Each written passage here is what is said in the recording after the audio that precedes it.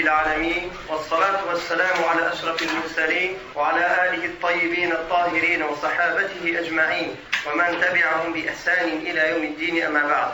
Sixième conseil, de donner de l'importance aux différentes règles et aux invocations qui sont liées au foyer. Le musulman, il n'y a pas un moment de sa vie où il est dans l'insouciance. Chaque endroit auquel il va, quand il entre quelque part, quand il sort, quand il s'habille, quand il se déshabille, quand il s'assoit, quand il se lève, il évoque Allah ta'ala. De même, il y a des évocations à dire dans la maison et des invocations pour que notre maison soit protégée de tout mal.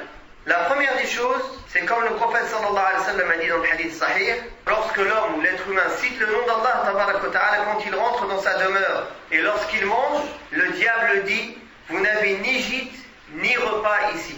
Mais s'il ne cite pas le nom d'Allah ta'ala lorsqu'il entre, alors le diable dit, vous avez trouvé un gîte. Et s'il ne mentionne pas le nom d'Allah ta'ala quand il mange, il dit, vous avez trouvé gîte et repas.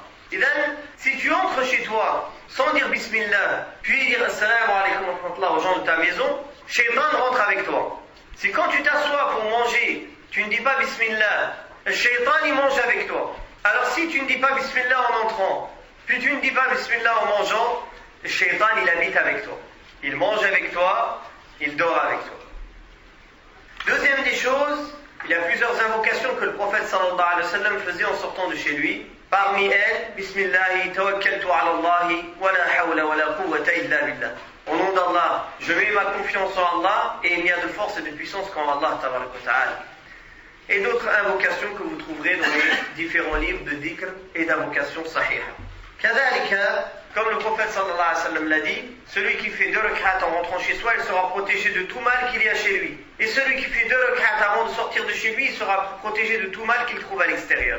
Autre chose, une autre sunna que le prophète sallallahu alayhi wa sallam faisait en entrant chez lui, comme elle a dit Aïcha radiyallahu anha, dans le hadith rapporté par Muslim, lorsque le prophète sallallahu alayhi wa sallam rentrait chez lui, il commençait par le siwak.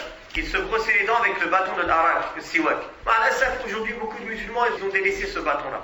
Comme le prophète sallallahu alayhi wa sallam a dit, c'est une purification pour la bouche et une satisfaction du Seigneur, subhanahu wa ta'ala. Comme le prophète sallallahu alayhi wa sallam l'a dit dans le hadith sahih. Et subhanallah, même un petit acte comme ça, on n'est pas capable de le tenir. Ce n'est pas détestable d'utiliser le siwak pendant le jeûne. Le prophète sallallahu alayhi wa sallam dit, si je ne voulais pas leur rendre la chose lourde à ma communauté, je leur aurais ordonné de faire le siwak avant toute ablution, ou dans une autre version, avant chaque prière. Ça prouve bien que ce soit en dehors, pendant le jeûne ou en dehors du jeûne, c'est une sunna de faire le siwak. Non, bien sûr, il ne faut pas faire exprès d'avaler les morceaux de bois qui peuvent rester, on les recrache. Si sans faire exprès un petit bout est resté, a été avalé, là, ça bidalik. Ce n'est pas grave, mais il faut s'en débarrasser. Le 7e conseil, c'est qu'il faut lire constamment la sourate al-Baqarah à la maison, car elle expulse le shaitan hors de la maison. Comme il est venu dans le hadith sahih, où le messager d'Allah sallallahu alayhi wa sallam a dit, ne faites pas de vos maisons des tombes, car le diable fuit la demeure où on récite la sourate al-Baqarah. Ce hadith il est rapporté par l'imam Muslim.